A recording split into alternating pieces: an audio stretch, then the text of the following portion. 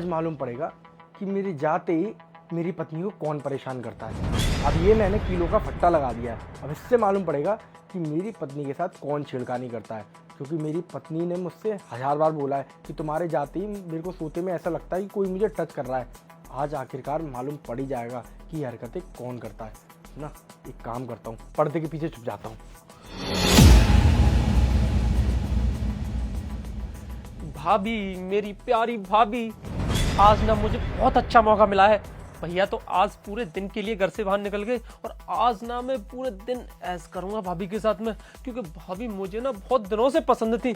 मैंने तो बोला था मम्मी पापा से कि इस लड़की से ना मेरी शादी करा दो, पर उन्होंने नहीं कराई, क्योंकि मेरे अरमान तो अरमान रह गए, पर इन अरमानों को ना आज मैं पूरा कर लूंगा।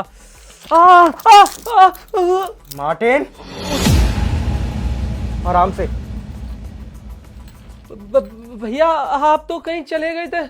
हाँ मार्टिन, घर से चला गया था मैं, सिर्फ और सिर्फ उन लोगों के लिए जो मेरी पत्नी पे गंदी निगाह रखते हैं। मेरी पत्नी ने मुझसे 1000 बार बोला था कि वो जब भी सोती है तो उसे ऐसा लगता है कि कोई उसे टच कर रहा है, और जैसे ही वो आंख खोलती है तो कोई नहीं होता है। अब मुझे शक ज्यादा था रामू पे, जो हमारे घर का नौकर है, पर मुझे क्या मालूम था कि आज नौकर सही निकलेगा और मेरा खुद का छोटा भाई गलत निकलेगा। क्या बोल रहा था अभी कि मैंने तो मम्मी पापा से बोला था कि मेरी शादी करा दो भाभी से। तूने बोला जरूर था, पर तूने उसके बाद क्या बोला था कि मैं तो मजाक कर रहा हूं भैया का चेहरा देखने के लिए कि भैया को कैसा लगता है।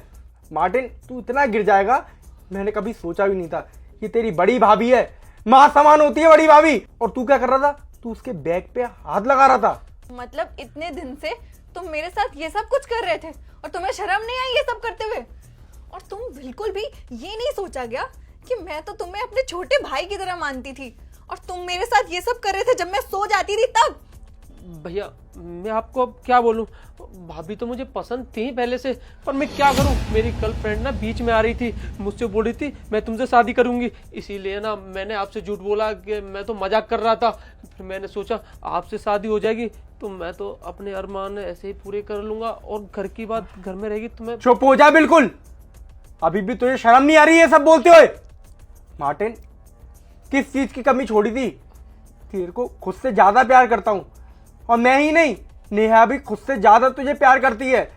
मैंने तुझसे आज तक नहीं बोला कि तू बाहर जा नौकरी कर, 30 साल का हो गया कुछ कमा नहीं रहा, कभी नहीं बोला मैंने तुझे अपने बच्चे की तरह रखा हमेशा। और तू आज ये सब कर रहा है, मेरी पत्नी के ऊपर गंदी निगाह रख के बैठा हुआ है। भैया मुझे ना माफ कर दीजिए, अब आगे से बिल्कुल भी ऐसा नहीं करूंगा मैं। मुझसे बहुत बड़ी गलती हुई है, मुझे सब नहीं करना चाहिए था। तो जैसे दरिंदे ना कभी नहीं सुधर सकते। जो दरिंदा इतने दिनों में नहीं सुधरा वो अब क्या खाक सुधरेगा? अब ना तू सीधे जाएगा यहाँ से मम्मी पापा के पास, और मम्मी पापा को तेरी इस गंदी हकीकत के बारे में बताऊंगा, और उसके बाद वही डिसीजन लेंगे कि उन्हें तेरा करना क्या है। अगर मम्मी पापा ने मुझसे बोल दिया ना कि मैं तेरे ऊपर पुलिस केस कर सकता हूँ, तो मैं तेरे ऊपर पुलिस केस भी करूंगा, क्योंकि यहाँ पे बात सिर्फ मेरी पत्नी की नहीं है, यहाँ पे बात एक औरत के अधिकार की है, उसकी इनसिक्योरिटी की है। अब तू देखते जा मैं तेरा क्या हाल करता हूँ।